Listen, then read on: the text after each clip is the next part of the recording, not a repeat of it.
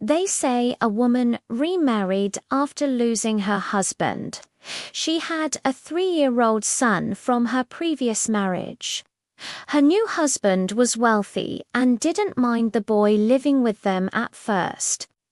A year later, she gave birth to another child, a daughter, and her husband was overjoyed. But soon his feelings towards her son began to sour. He stopped playing with him, stopped caring for him, and couldn't even stand to see him in their large house.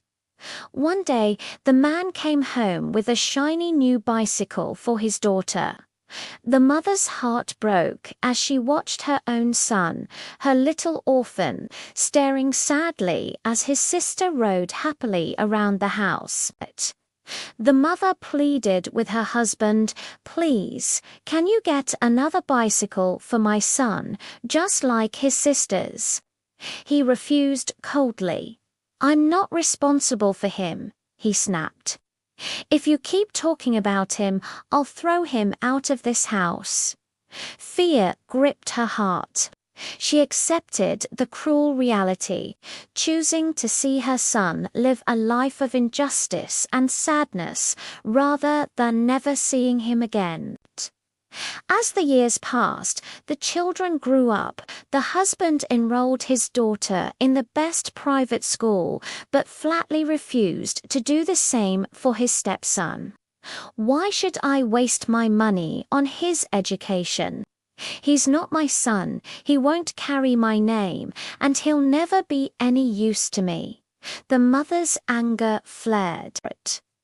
"He may not be your flesh and blood," she retorted, "but does that mean you should leave him in the darkness of ignorance?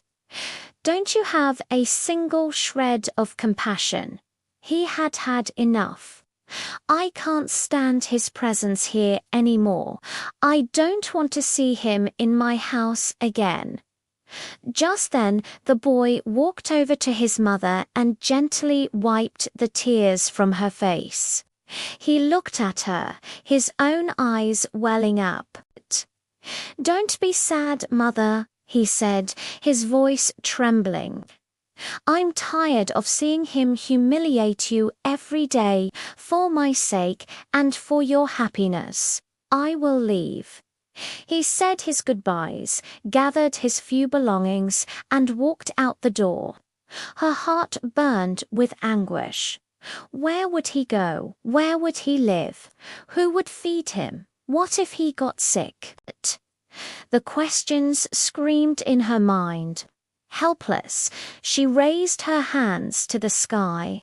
"Oh God," she prayed, "I entrust my son to you.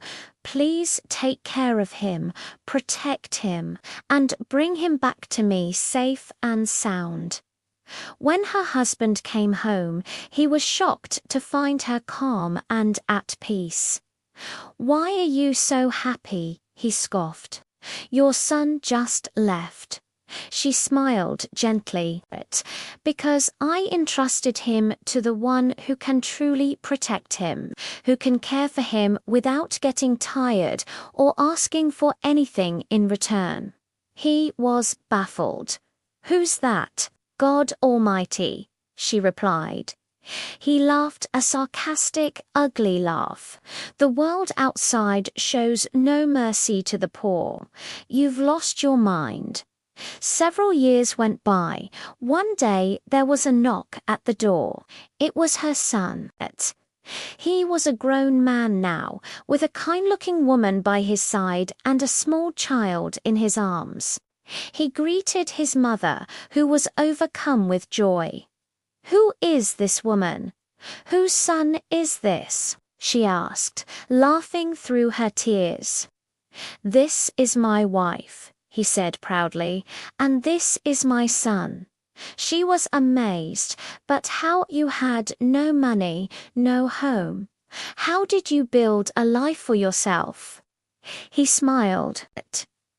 "Honestly, Mother, I don't know how. I was lost and alone. I found a small mosque in a village and slept there at night. During the day, I'd search for work. I told the Imam my story, and he let me stay in exchange for cleaning the mosque. He fed me every day. One day the Imam fell ill, and I led the prayers in his place. From that night on, the people started to like me. They suggested I marry an orphaned girl who lived with her grandmother. I agreed, and the whole village helped us with the wedding. Shortly after, her grandmother passed away, and my wife inherited a piece of land. I started farming it, and by God's grace, our situation improved.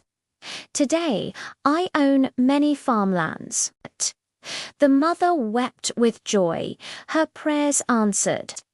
The husband, meanwhile, stood in stunned silence, unable to believe that this was the same boy he had cast out.